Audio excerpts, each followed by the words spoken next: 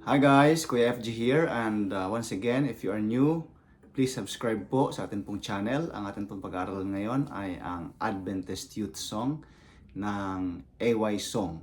So sa lahat po ng mga SDA na gitarista, please subscribe to our channel. Ang atin pong pag-aaralan ngayon ang chords ng Adventist Youth in the key of E. So without further ado, mag-umpisa na po tayo. Ayan po, ako po si Kuya FG, and nakabase po ako sa Cavite.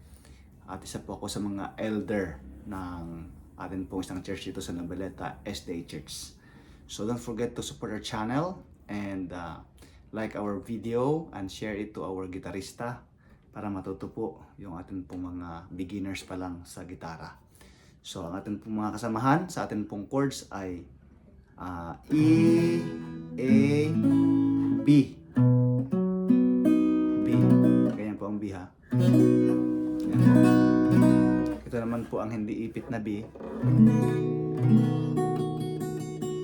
Ang kasama po niya ay C sharp minor and then F sharp minor. Alright, so ang intro lang po niya ay B note, 5th string, Adventist Youth. Alright. Sing.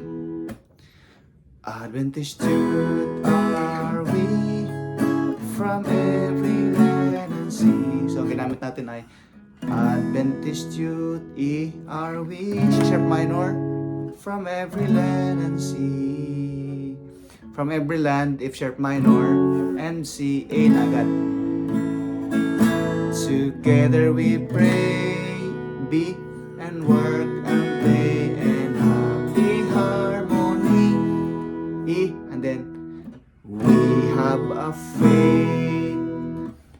B, E, we have a faith to share with others everywhere.